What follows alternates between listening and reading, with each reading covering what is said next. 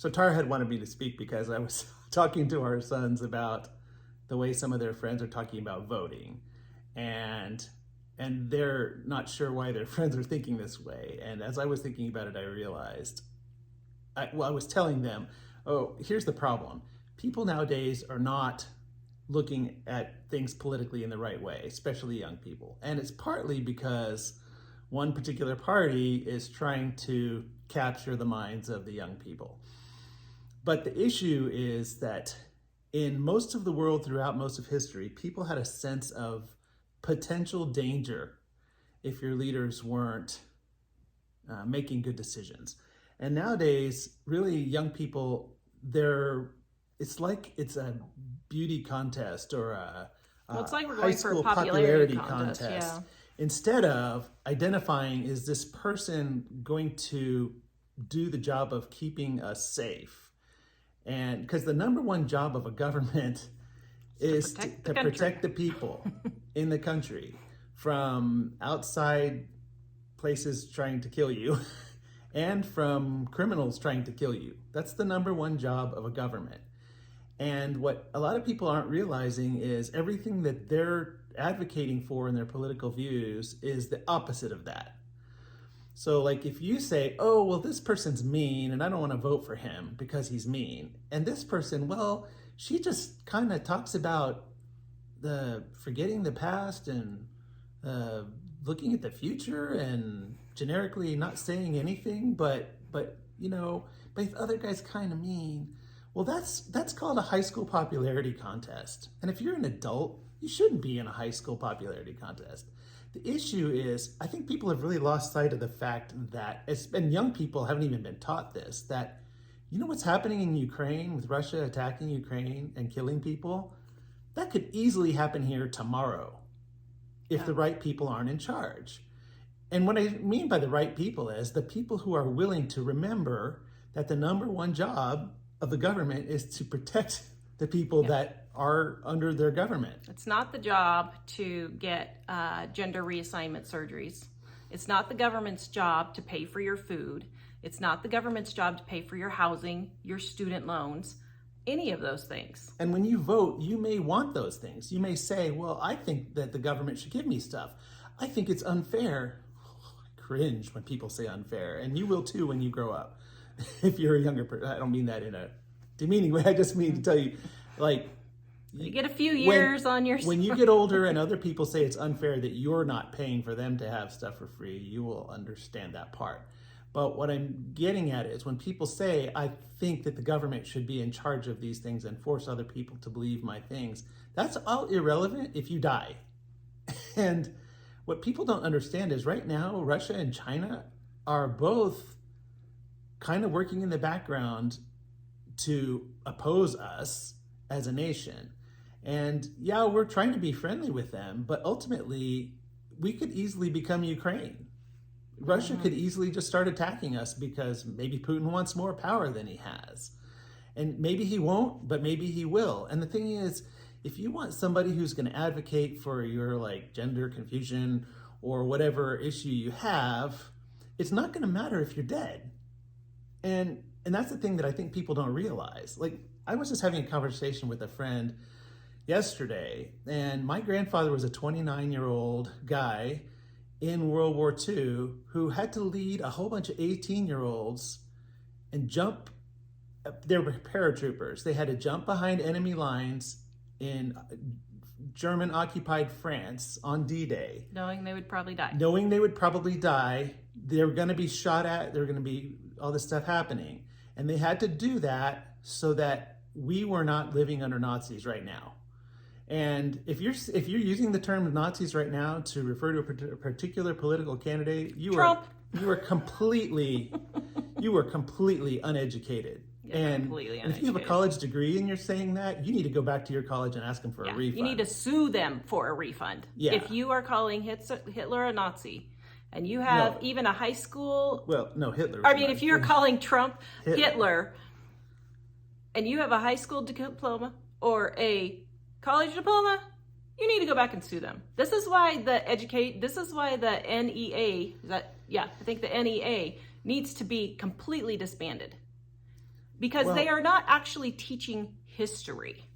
And they're not teaching history for a reason, because I know it's popular now for some college students to say, what's wrong with communism? Communism is wonderful. The problem is you're young enough that you don't remember. Like when we were kids, Russia was the Soviet Union and they were communist. And you know what communism means? Everybody equally gets no food. Yeah. Everybody equally gets no housing and no health No care. heat. Like, it's not a let's all be equal and raise everybody's standard of living to something better. It's let's take the people that are the most successful and make them as unsuccessful as all the homeless people, and let's all be homeless people. Like when we were growing up, the news that would be promoting Democrats right now, they were doing tours in the Soviet Union and showing that there were 100 people in line waiting to get in the store where there are 2 loaves of bread. You know why? Because they said, let's tax the rich. And taxing the rich means we're going to say that the farmers have to sell us loaves of bread at cheaper than it's possible to produce those loaves. And you know They're what? not going to farm. The farmers just don't farm anymore. And that's what's happened. Now, the other thing to consider is when they talk about calling Trump a Nazi, like Trump has been president already. If he was going to do that, he would have done it already. Especially when he was constantly being attacked and trying to appease his attackers.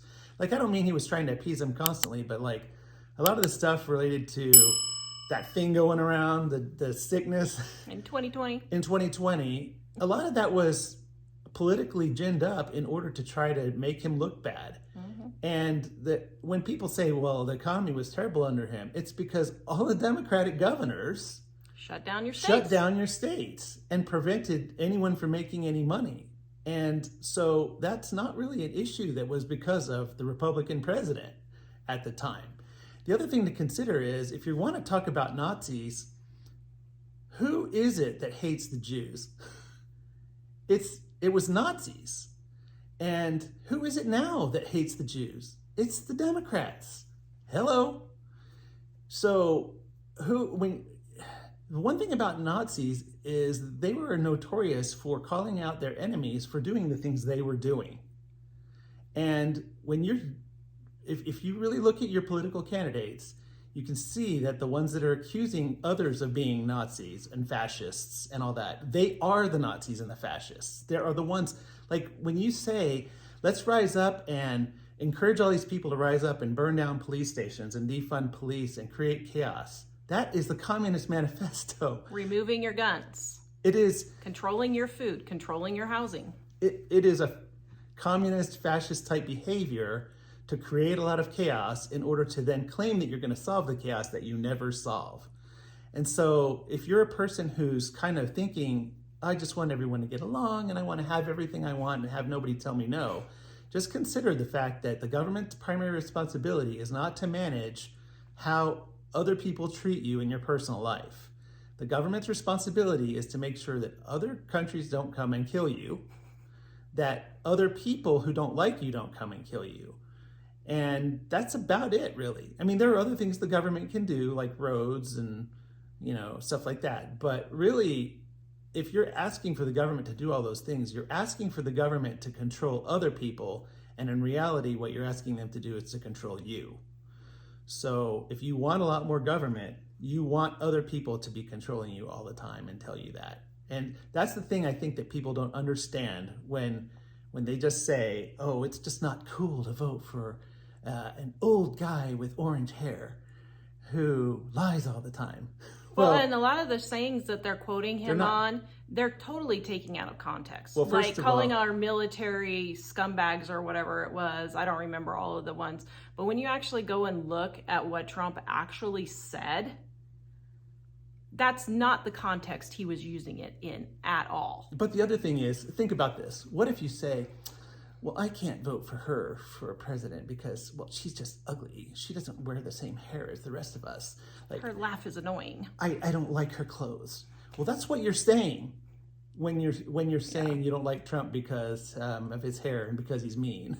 Like, that's really stupid. And as far as the lying, you get a liar who's calling someone else a liar. Like, if you go along with hearing a liar claim that the other person is a liar, that's insanity. Like, and if you don't know that she's a liar, you need to look at what she's done in her political career. You need to look at what she says, and you need to look at the facts. Even her own media, like the media is owned by the Democrats. And if you look, even Fox News is owned by the Democrats, really. I mean, they would say they're not, but if you read their content, you know they are. And if their own media even are calling them out occasionally in a nice way, it's because they know they're going to look bad. So you just need to kind of back away from looking at it as a popularity contest and look at it as if I just want to know that I can go to sleep at night in my house and be safe, that's the important thing. And keep in mind that just because you've had all of your life people giving you things and telling you you're great and wonderful does not mean that somebody in the future is going to want to just conquer you. And then you're going to have to do everything they say. And that's the thing that's the most important, again, with government is its mission is to protect you from chaos and anarchy. But when you say, oh, we're gonna go ahead and promote burning down police stations and throwing Molotov cocktails and calling out and forcing Jews to leave their colleges. Not letting parents... taking kids away from parents because the kids want to change their gender and the parents have no say in this. Well, that's not okay. If those are the things you're promoting, that's evil. You're promoting evil. And not only that, mutilating children is evil. Not only that, but that evil will, if you advocate for it and it comes in because of you advocating for it, it will turn on you. Yeah. You know, when people advocate for uprisings in countries, political uprisings like communist uprisings is what I'm thinking of. Because the Communist Manifesto says, you know, you capture the minds of the young people, you take over the schools, you do things and then you blame your enemy for those things. Like, that's all Communist Manifesto stuff. And fascists behave the same kind of way, really, as far as the terms that people are using for that. But you know what? The people that promote that and put them into office, the first thing that happens when those people get in office is they execute all the people that helped them because they don't want any people in charge. Mm-hmm. So keep in mind, if that's what you want, you're not going to end up in a better situation. You need to just break all that down and say, you know what? I want to be, I want to be gay or whatever. And fine, do that, do your thing. People don't care. But if you want the government to force other people to celebrate it all the time, push it on kids in school, then what you're going to get is all the stuff where eventually you're going to be compelled to do things you don't want to do. So I would just back away from all those things and say, you know, there's nobody making you not live your life that way if that's the way you want to live. But if you try to compel other people to do it, instead of thinking what is actually the purpose of government, then you're gonna run into a big problem like that. Let me interrupt just a second here and just say this video is brought to you by our Dining on a Dime cookbook. Easy recipes to get you in and out of the kitchen quick that your family will love. The link is in the description below. livingonadime.com is where you can get it. Yeah, and as Christians, I know a lot of people are like, well, what am I supposed to do? I'm a Christian. Oh, what am I supposed to do? Well, first of all, when the Bible talks about the end times, America is not mentioned or described in the Bible at all. So the chances that America is going to fall are pretty significant. I mean, we are not going to be a world leader, it looks like, according to the Bible. Or if we are, it's not revealed. But as Christians, we know that America is probably not going to be the strong country it once was in the end times, because it says that Israel is going to be left to defend itself. No one is going to come to the defense of Israel. We are still defending Israel at the moment. So as Christians, you just have to understand and accept, listen, this is the evil that is in the world. We need to do what we can. And in America, that is voting at the moment. It could get worse. We may have to do other things later, but we need to do what we can to try and stop the evil going forward. But accept accept that if this evil is able to go, we are turned into a communist country. As Christians, God is going to take care of us. He has promised that if you give your life to Christ, repent of your sins, and become a child of God, He will take care of you. He's promised that. So as Christians, do not be staying up late at night worrying about this. It's one thing if you're fasting and praying for something and you do that, but if you're just laying awake at night worrying about it, as a Christian, you're basically telling God, you're just lying. I don't believe a word you said. You're just lying. I just don't believe you. That's what you're saying to God. So as Christians, you need to accept God is going to take care of me. He will take care of me. It may even mean death. Okay, so what if you die? How is that a bad thing? As a Christian, you're going to be in heaven with Christ. Now, if you're not a Christian, yeah, I would be very scared. Because hell is a very real thing. But as Christians, we are to accept that God is going to take care of us and believe that and understand that. So stop getting yourself all worked up about it. If you're a Christian, do what you can. Try to tell people, the truth. Spread the gospel as much as you can to help other people. But this may just be the world that we're going to be living in. Well, one thing on that is, I think on this may be the world we're living in, that's Tara speaking to God's sovereignty. Like he said, this is the way things are going to go. People have rejected me. People don't want to love the one who made them and who made all the things that are good in their lives. And so this is the way the end is going to happen. And we can recognize that in God's sovereignty, those things will happen whether you vote or not. But God has commanded us who are believers to tell people his good news, that he came and died and rose to overcome the power of sin, and he offers his righteousness for your sin. So you can't not sin. You can't be a good person without him.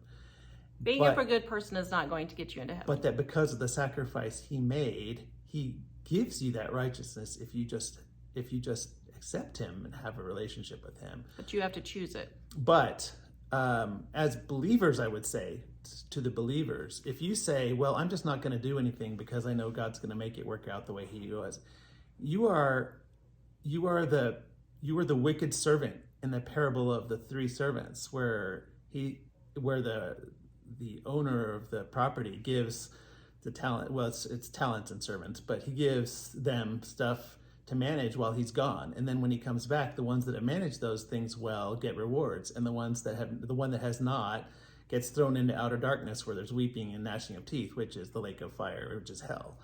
And the thing is that if you are a person that says, I'm a believer, I'm a Christian, and I'm just not going to do anything, you're disobeying him. If you are a true believer, you won't end up in hell. But Jesus says you'll be like a stick pulled out of a fire, that's on fire when you pull it out of a fire, barely escaping by the skin of your teeth. And the thing is that we shouldn't be that way if you're a Christian. Like, we're supposed to tell people the good news and help them to be saved from the turmoil that's coming. And also, if as a believer you're not doing what Jesus told us to do, which is to occupy, to stay here and work for the good of people, then and bringing them closer to him, then you are participating in their destruction. So if you and in a country where we can vote, you as a Christian, you should be voting, because that's part of being involved. The people that are advocating for, they don't know that they're following the devil, but they are. And you know what? They're aggressively advocating for his position. You should be aggressively advocating for the position that you're legally allowed to advocate for by telling people. And don't be mean. Don't be mean to them. tell them about Jesus and tell them why, in a nice way, that you politically disagree with them. And it's okay to talk politics. Like, people say they don't want to talk politics, but what they mean is they want to tell you what they believe. They don't want any response from you. But they're advocating, you can advocate. Just be respectful and vote, and then you will have a clean conscience when you stand before your Savior.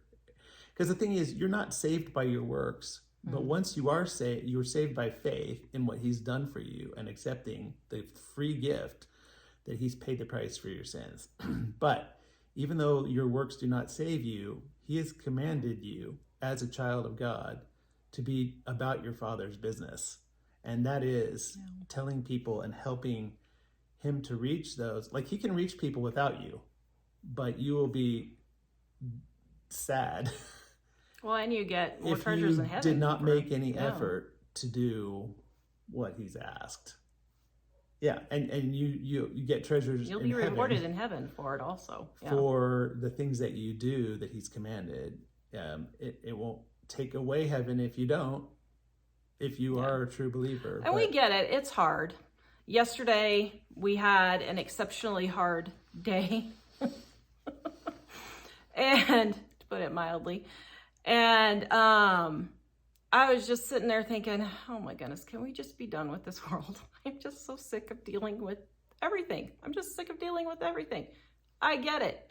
But I wasn't up late at night stewing and thinking about all of these things that were happening. I didn't, sit there and just go on and on and on. We discussed some of the things that were happening, but we didn't just keep going on and on. We moved to the next thing. Now, yesterday was one of those things where we kept moving to the next thing. And level up difficulty. Even worse than the thing before. And the whole entire day just kept doing that until I put praise music on and I just started letting the praise music go. And I don't even think you realize this, but I just turned it on and I was like, I have to get the house clean. We have a party that we're having. Got to get the house clean. I'm just going to turn on the praise music and I'm just going to start doing the next thing. And you know what? After that, we didn't have any more catastrophes. Well, very interesting how when you fight the battle using what God tells us to fight with praise and worship and prayer, how God will step in and intervene for you. And those things aren't magic tricks. No, it's not a magic trick.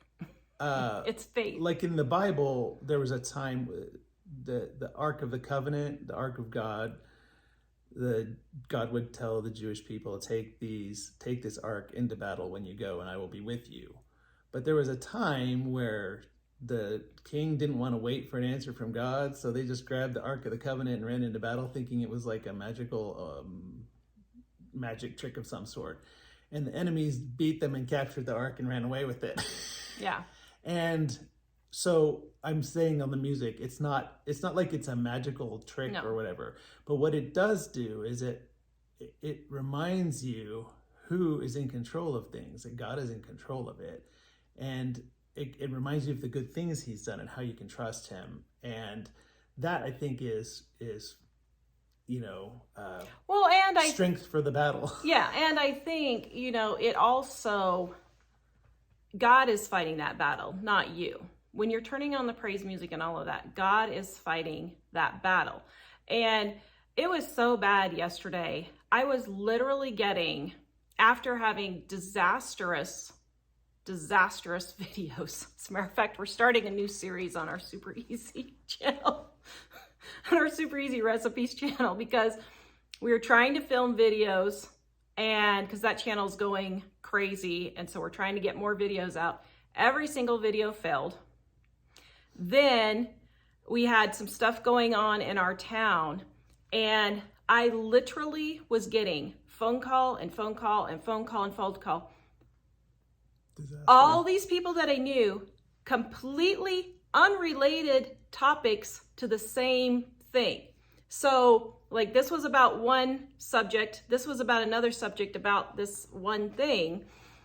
And I literally said, okay, I'm wondering if there is something demonic going on here because this is so crazy. I can't even believe I'm hearing the things that are going on. And I wish I could tell the story because you guys would be like, oh my goodness, this is just weird. And it was just weird.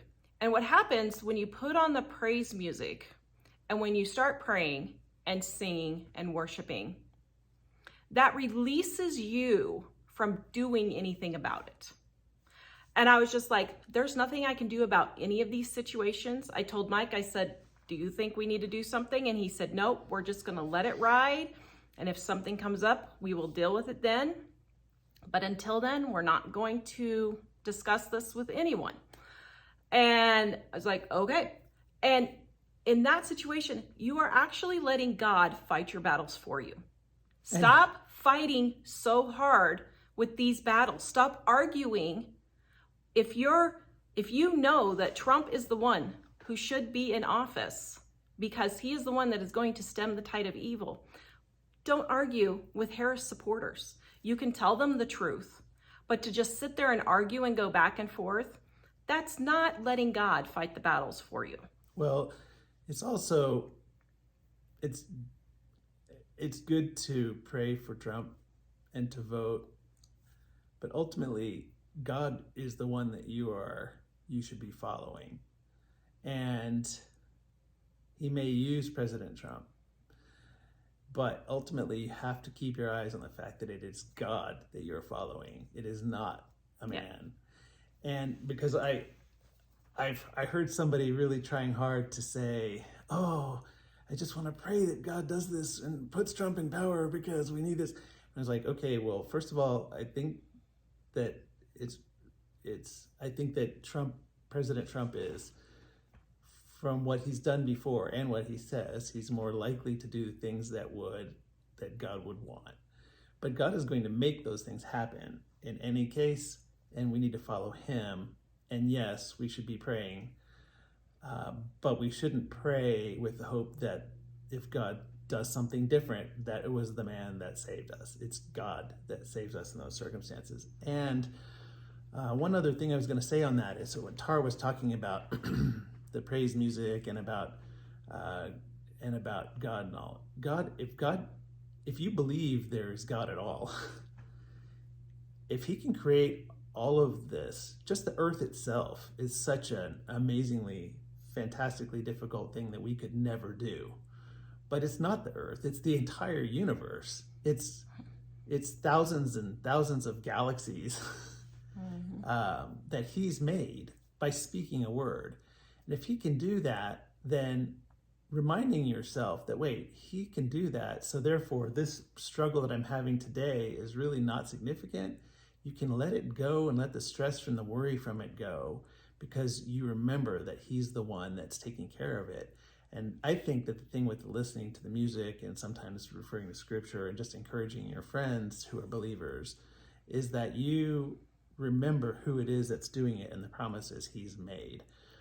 And he's made in the Word, in the Bible. And I always think it's great as a Christian to, if you're just overwhelmed by things, to remember to read the scriptures that talk about how he's fighting for you, how he's taking care of you, how he loves you above everything else. And he's loved you so much that while you were still a sinner, he died for you.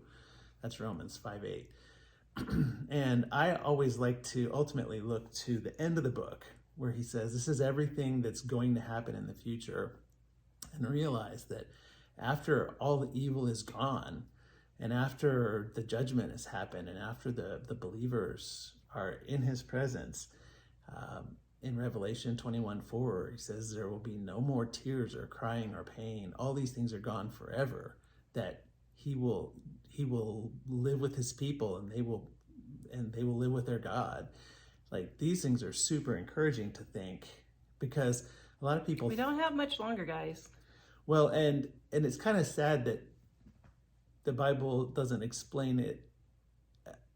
It does explain it, but in a way that people don't understand with the thinking that you have now, how amazing heaven is. It's going to be, yeah. if everything that's the most amazing thing that you've ever experienced in your life will just be a million times better. And all the evil things, all the sad things, they'll all be completely gone. It's hard to even imagine what that would be like. So I like to, at times where things are extremely difficult, look to that and remember that is the future if you are a believer. And if you're not, I would encourage you to come, because he doesn't require you to do all kinds of horrible things and be like, what he just requires is that you believe in the one he sent. Believe that Jesus came and lived and lived a perfect and sinless life and died and overcame the power of sin and death when he rose. And he offers you that righteousness freely. And the one thing that you can do to be rejected, to be judged, to go to hell, is just hate God. That's it. All the sins that you're afraid that God's going to bludgeon you about, he forgives them if you just ask and you accept him and have a relationship with him. So the one thing that can do you in is just hating him and rejecting him, and then he will give you what you're asking for. So actually, it's kind of interesting, because as I think about that, when we started this whole thing talking about voting in elections and politics, and the same thing, a lot of times on the voting, if you vote for some of these things, you eventually may get the thing you're voting for. So make sure that you know what that is that you're actually voting for. Yeah, I mean, if you voted for being pro-murder of babies when you're an older person on socialized medicine, and they decide your life isn't worth fighting that cancer. Because there aren't enough babies to pay for your socialized medicine anymore. So, you'll be the one who they let die. This is already happening. We have friends that we know personally that have had to fight to get very treatable cancer treatment in England because they were in their 60s. They weren't going to treat them. They weren't going to treat a cancer that had a very high survival rate and a very easy treatment for cancer comparatively, because of the age. And they were like, no, I have been paying into this system for the last 50 years. You better, 40 years, however many years, you better believe you're going to treat. And they had to fight for that. But guys, there's going to be a point where they're going to say, I don't care how much you're fighting. No, it's not going to happen. So this is very serious. And if you don't think it's going to happen to you, it will. So you should be fighting for what's right, in that you vote for what's right. You think reasonably and rationally, and not listen to a bunch of people yelling and saying the same thing over and over again on the news and talking about shaming people over their hair. And instead, but I got my cars to pay. Yeah. You fight for what's right by standing up and not letting yourself be silenced on that. But the other thing is, ultimately, if you are a believer in Jesus Christ and you have the salvation that he promises, someday everything is definitely going down, and it may or may not be this day, but when it does, you won't have to be afraid, because there is no fear, because being absent from the body is being present with the Lord. And that's not like you sitting on a cloud board with a harp that you've been strumming for a million years. It's every amazing thing that you've ever experienced or wanted to experience in life at the maximum volume, a million times better, and all the evil things and sad things and hurtful things completely gone and not even in your memory anymore. So fight for what's right, but if you're a believer, it's a no-lose scenario for you. Yep. And you should be out telling other people how to have a no-lose scenario also. Yep. So we finished, but Mike thought of something that he wanted to say real quick also. Well, on the political thing again, I was just going to say, in case you're one of those people and you're disagreeing with us about presidential candidates and stuff, it's fine for you to do that. But consider this. When you say that you're about loving people and you're about kindness and you're about truth, is it really kind to say, I'm all about kindness, but I think that we should run Jews out of town. We should bully them and make them leave. I'm about kindness, but I want to be vicious and hateful and divorce my family who says they might vote for Trump. Like, that's really not kindness. And when I was talking about lying earlier, that's the kind of thing you need to consider in your own mind. It is not kindness to hate people because they're Jewish. Or because they're rich. Or because they're a white male. Yeah, it's not kindness. I mean, it's also not kindness to hate people because they're black or because they're women. But you know what? I think it's overstated that the depth of that problem now, when people are willing to come out, universities that allegedly are smart people, which obviously are not, going out in mass, throwing Jews off their campus. Like, that is evil at the utmost. And you can't say you're kindness and be kind and be evil at the same time. It's just not possible. We've had a lot of people ask us Bible questions or end times questions or just questions in general. If you have a question that you would like to ask us, please go to the link in the description below. That's our contact form, and email us, and we will try to address, we probably can't get to all of them, but we will try to address your questions in upcoming videos. So please go down below, click that link, send us an email, and we will try to answer your questions. Go watch this video next and visit us at livingonadime.com.